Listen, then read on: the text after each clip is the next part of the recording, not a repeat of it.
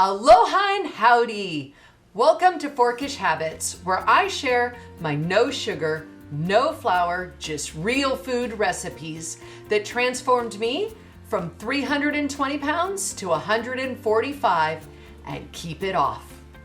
So today we're gonna be a pineapple, stand tall, wear a crown, and be sweet on the inside. Wait a second. Did I just say wear a crown? Oh yeah, it's an excuse to wear a tiara. So on Forkish Habits today, it's gonna be all about the pineapple.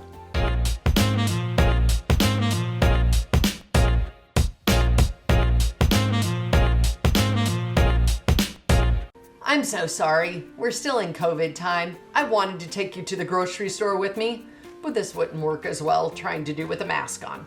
So I've already picked a pineapple, but I'm gonna walk you through the steps here at home. So the first thing you're gonna wanna look at, the first thing you're gonna do is smell. The smell is the really important factor. We're looking for a sweet tropical smell. So you can put your nose up there. Oh. Once again, I know you've heard this from me. We need smell-o-vision. If you could only smell this pineapple, it smells really sweet and like you've just been transported to Hawaii. Now, if you smell this pineapple and you get kind of a vinegary, acidic smell, it's gone sour and it's not gonna be that nice, juicy sweet. Put it back. Now, the second thing we're gonna look at is the feel. Once again, that's not something we look at. All right, first we smelled it, now we're gonna touch it. Okay, you're gonna be feeling it and you're looking for just a teeny bit of give. You don't want it to be squishy.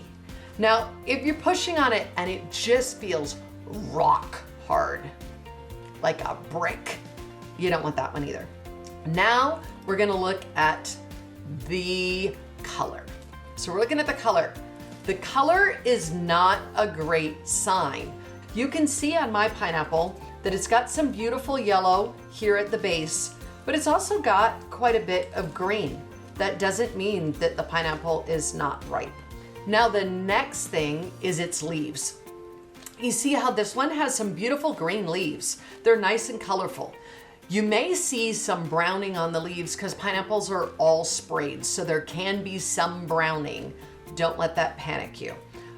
But it is a myth that you will pull on the leaf and that if it is ripe, the leaf will come out. So our best bet is smell, feel, and that it overall looks healthy. So now we are ready to talk about what are you gonna do with that pineapple when you get it home. First of all, we don't want to store our pineapple for a long time once you buy it from the store. You actually want to cut it within the next couple of days at the most. So the first thing we're going to do is remove the crown. You're just going to grab that crown firmly and twist, and it's going to come right off. Next, we're going to chop off the top and the bottom so we've got flat surfaces to work with.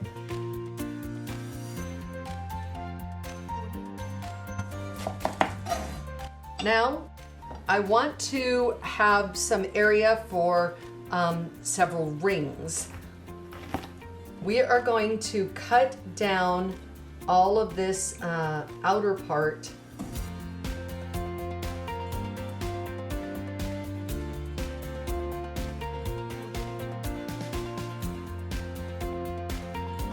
You see these little parts? These are called the eye.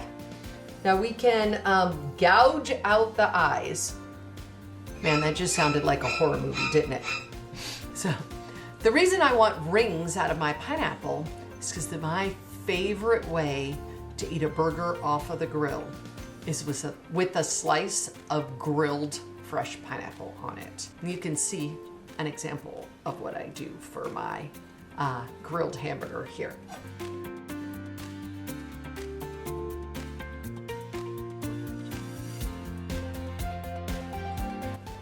So I've now got 3 rings but I don't want this hard woody core in it.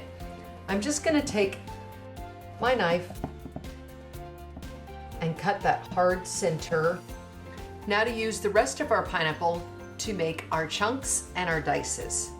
So first, we're gonna cut the pineapple in half. Now we still have that woody core that was in the middle. So we want to get that off. We're just going to cut down.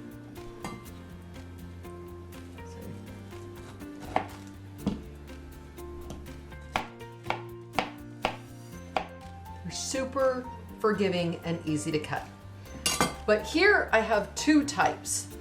Now the last thing is, I really love to use some diced up pineapple and things because I want the little nuggets of it instead of a really big chunk of pineapple. I want it to sweeten something up in little bits, like in some tropical oatmeal, where I don't want like big chunks of pineapple, I want little. So then I'm just gonna take some of these and I'm just gonna cut the chunks smaller so that when I'm gonna freeze them for storing, I've already got everything ready. I now have 4 different kinds of slices. I have my rings, I have my chunks, I have tidbits, and then I have just my little diced up ones. I'm not going to eat this amount of pineapple in the next several days before it's going to start going kind of sour and bad. So I always freeze pineapple. So we're just gonna want a baking sheet and parchment paper. The parchment paper is gonna make it really easy to just lift it off of that, peel the pineapple off. Now the trick with this is that you want the pineapple to be spaced out. If you pile it on top of each other, you're gonna get pineapple wad instead of separate pieces. After I freeze them, I can individually bag them in little baggies. Now on the side, I put what I'm planning to use fresh in the next day or so. So your homework this week, use my tricks. Go find a wonderful pineapple from your grocery store and dice it all up and get ready for next week's recipe. You can follow me over here on Instagram. You can join my Facebook group. You'll also find my website with all my other recipes, including my Marry Me Chicken, where I wear that crown the whole time. And we will see you next time back here on Forkish Habits.